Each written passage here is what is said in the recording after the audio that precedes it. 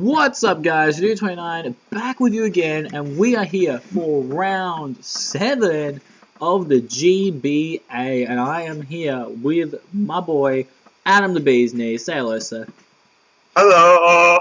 So we are here with the first match, which was Will of the Relatively Superiors up against Matt of the Pittsburgh Steelixes. Adam, am I taking this or are you taking this? You can start. Alright, let's get this thing going in 3, 2. Who has time to count? Let's begin. Infernape up against Be Drilling Your Mum. Out to Verdugo. Doesn't spell it right because he's an absolute asshole. Ends up doubling back out to Zapdos, producing the Earth Power, but no, the Toxic happens but misses, so, you know, he spelled it correctly. Doubles back into this thing and catches the burn again. Every battle. Every battle. It happens. He shouldn't be surprised. So Gastron's able to get a kill there. Goes out to Pinsir and we're like, oh god, is it going to happen again? Is Pinsir just going to set up and win? But the Scald is going to connect. It's not going to burn, so we're like, shit, this could actually just be over right now. Like, we didn't really see any way for him to be able to survive. But it's a Scarfed PZ. So I still would have quick attack. I don't know what he was doing. I mean, he would have predicted that. So it's going to be a special attacking Infernape, which I really like the idea of. Especially since he can fire off a grass out here and just OHKO that freaking star. And then here's the thing. Whoa. Oh, Fire Blast missed there, which sucked because Matt never runs Protect on Beedrill. Beedrill just nice and dodging. That would have been GG right there if that had actually hit. But unfortunately not. Yummy is going to actually eat that up and going to fire off the Yawn on the PZ. That's so funny. Forcing the switch out to Ferrothorn as the Scald is going to connect. Not pick up the burn because Ferrothorn doesn't appreciate. And Power Whip is going to take out the Blastoise, which is freaking ridiculous. Zapdos is going to come in as Ferrothorn's going to probably predicting the Heat Wave. But Zapdos actually goes for the Volt Switch, which is surprising. As now goes out to Jurassic World, the Tyrantrum. That does way too much damage, though. As Slowbro is going to come in and absolutely demolish, like, just devour that head smash. What is damage? Yeah. As now he's going to try and Dragon Dance up, and I was like, hello? This isn't real life. As Scald's going to connect, he's going to connect with a second head smash, and he's going to do a really good chunk to Slowbro, but Slowbro can just slack off again. For some reason, he decides to switch out to Ferrothorn. I'm not exactly sure why, but he did do it. Because he's feeling Ferro horny. I should point out, this is a week where we did some trades. As you can see now, Will traded his Mew for Slowbro with Jack. So you'll see that in other battles. As Heat Wave is now going to connect and take out the Tyrantrum. And at this point, it's anybody's battle. As he goes back into Slowbro, as the Tri-Attack connects and does a shit ton of damage. That's going to 2-hit KO Slowbro. And at this point, it's all over. Zapdos is not going to be able to take 2 Tri-Attacks here from P2 and gets frozen. Just as salt in the wound, as Matt is going to be able to pick up a victory here. You get a nice and clean 3-0, so that's Scarfed PZ putting in the finest of work right there. So we are going to move on to the next battle. Okay guys, we are back, and we are here with the second battle of this round, which is Adam of the Kansas Cocooners up against Charles of the Jubilife Jumpluff. So we're going to get Adam take this one away in 3, 2, 1. Charles talked so much smack, and I'm just going to put him in his place. So I sub up on the air slash. Kind of sucks, but I'm not going to bother staying in because I'm not going to die. So Tentacruel walls this thing entirely because it's assault vested. So he's going to double switch into Slowking, and I'm going to double switch into Scizor. I practiced this play before. So I U-turn and I one-shot it. There goes the Fire Blasting Slowbro. Out comes Togekiss on my Sableye. I'm not staying in, so I'm going to go back into the wall of Tentacruel and just wall this thing for days. He's going to go to the KB. I fire up a free Scald because it hits everything, and I get the burn, which was real nice. So a Fusion Bolt still won't kill, but I'm not going to take that risk. He subs. That was a nice play, but I don't think the Furon B could do anything for him at that point, so no reason to sub. He Fusion Bolts does absolutely nothing to my Scizor, and he's going to fire off another Bullet Punch to kill it. Scizor's so powerful. Out comes Rhyperior. I just double switch into the Sableye. He gets off his free rocks. He fears the burn, so he goes into Togekiss to take the burn. I burn it. It does continual damage, which is nice. I noticed it's not running leftovers, so it could be Scarfed or something. So out comes Tentacruel. He gets a Dragon Dance up. I fire off a Sludge Bomb. I'm not too sure why I stayed in. It does nothing. I go back into Sableye because I know it can take one. Barely. So I'm going to Mega Evolve at this point, and I die from the Aqua Jet, which sucks. So out to Porygon 2. This was physically defensive Porygon 2 with Download. So I fire off a Discharge, get the crit, and kill it, which was nice. Out comes the Togekiss. I could take one, but I'd rather go into Tentacruel. Safer. He misses the Air Slash, which sucks for him. I'm just going to fire off a... I don't know. I flinched. That's unfortunate. So I think at this point, he's just going to flinch me to death. Poor Tentacruel. But since this thing is most likely scarfed, he can't roost to recover, so Togekiss is slowly dying as well. Out comes Scizor, and I know nothing's going to take a Bandit Bullet Punch well. Rhyperior takes 48%, and that's a Rhyperior. That thing has the defense of a god. Out to P2, I barely take the Earthquake, but I know I can outspeed at this point and just recover him off. He goes for the Iron Head. I would have just gone for the Earthquake, maybe if he got a max damage or a crit. So he's just going to keep Earthquake in at this point. I know he dies from Life Orb. So I'm not going to stall him out for Life Orb just because I want the kill. So I'm going to let him get all the way down to 3 HP, and I'm going to kill him with the Ice Beam. You better learn from that, Vertigo. Don't let him die to Life Orb. Lol. Out to Togekiss, and good for me, he doesn't get the flinch, so I'm just going to kind of just chill here. I fire off the Ice Beam, kill the Togekiss. At this point, Porygon 2 is just sweeping this man. He goes for the sub. That won't save him. I go for the Ice Beam. He gets a Toxic Orb boost. It doesn't matter at this point. He can sub all he wants. And at this point, Porygon 2 is here to murder. At this point, Charles could have kind of brought this back if he was running Protect, because he could have just wasted all your Ice Beams, but unfortunately he did not. And I mean, I still have Whimsicott. I could have Encore. I don't know why Charles was doing it. I think eventually he just gives up. But Charles right now wants to be cheeky and keeps going for the substitutes. Is this what's going to come in the next GBA? You think this is a game, Adam? And finally, the damn thing goes down. So Adam picks up yet another victory. Only had one loss so far in the GBA. Rolling really nice right now. We're going to move on to the next one. Hey guys, we are back with the next battle this round, which was myself, the Blackthorn Bishops, up against Tom of the Arizona Rattatas. Tom has been on a really good streak lately. I wanted to break that streak and bring him back down to earth where he belongs, because that's just what I do, because I'm a heartless bastard. So let's get this thing rolling. So I go out with Rotom. He goes out with Ninetales. I was spooked to all hell, but I got to T-Time. I make a terrible play. He goes for Solar Beam. I try and trap him here with the Whirlpool, because I was running it to trap shit like Chansey, but no, I miss.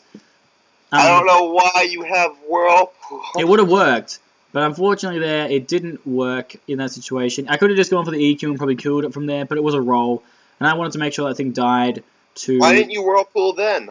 I was going to, but I was fearing the Seismic Toss damage at that point, and so I decided to play it safe because I knew I had a better switch in. Sandslash kept predicting Tyranitar to come out, and I just wasn't going to have a bar of it. As he goes into Trevenant, especially defensive, because he absolutely ate that hit up. I am faster, so I'm going to go straight out to my Celebi. I was kind of fearing the Shadow Claw or the Shadow Sneaks. That's why I double into Cobalion, but he just has to go for the Willow, which is an interesting play because Willow wouldn't have really affected Celebi, but he goes for it anyway. I get my rocks and then realize he didn't actually get rid of them with Sandslash, so that was kind of stupid.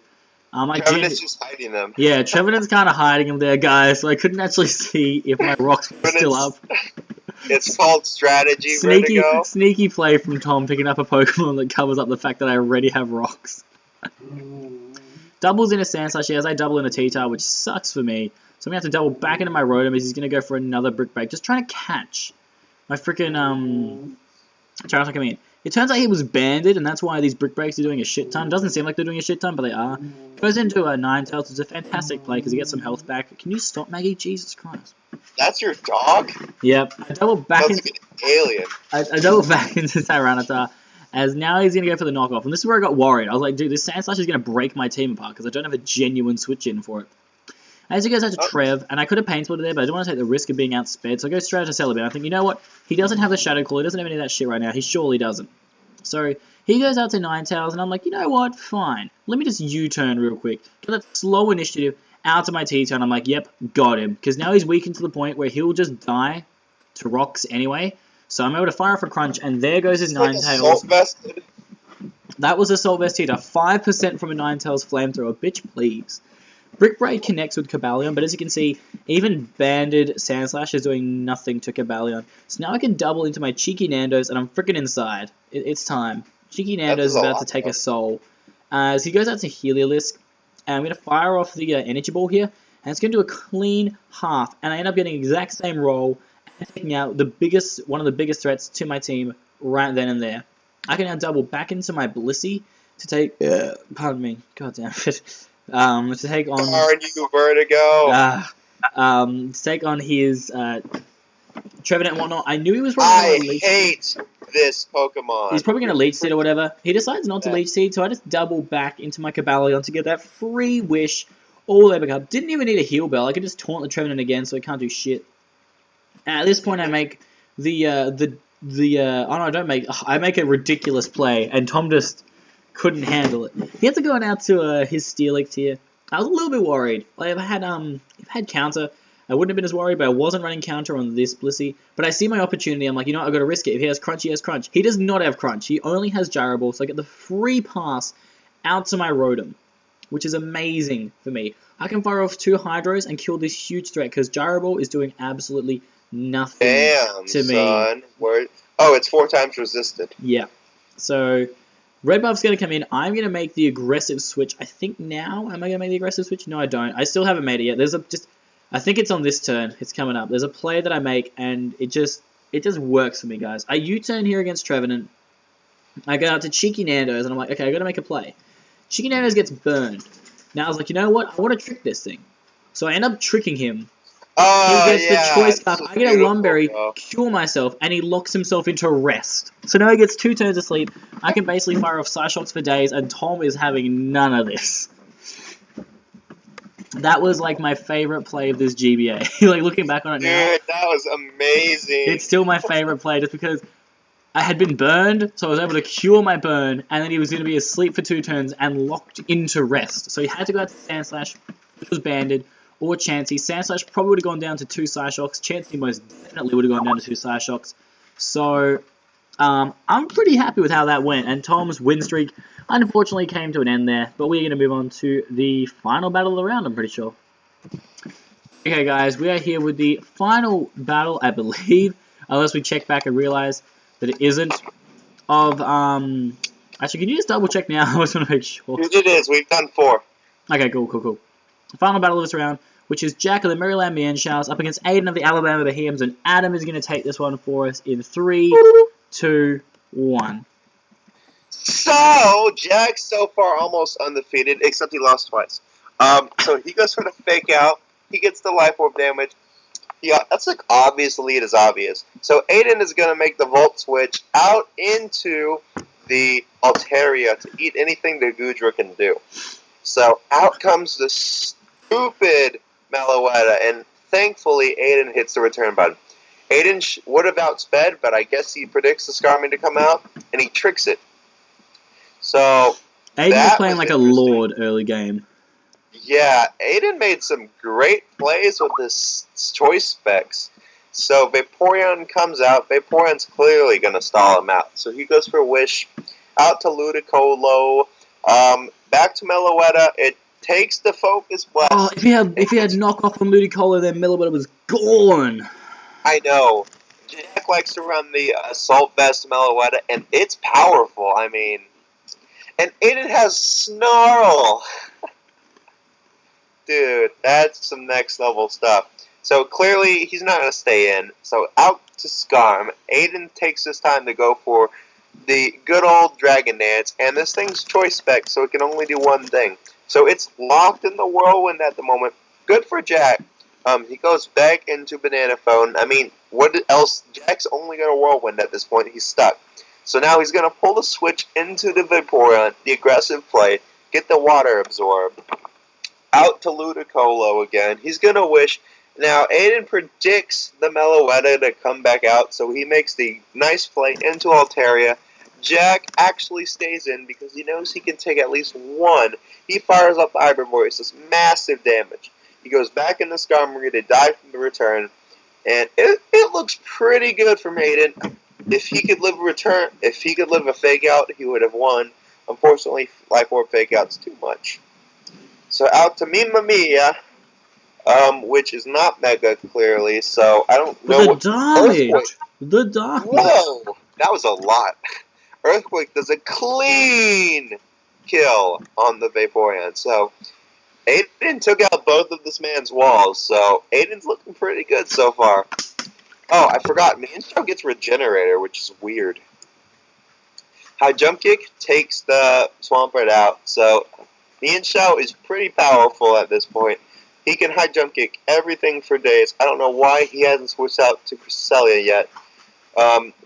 So Ludicolo outspeeds, gets the Scald, unfortunately doesn't get the burn, and the Mienshao still gets the Regenerator boost. And out to Meloetta, who can eat anything Cresselia wants to go, and that's game.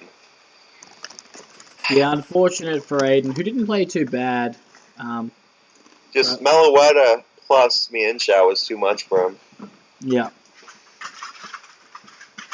I think, yeah, he just made a few questionable plays at the end, and just playing around the Skarmory. He should have just taken the chance to kill it with Melodic with the Scald when he had the chance.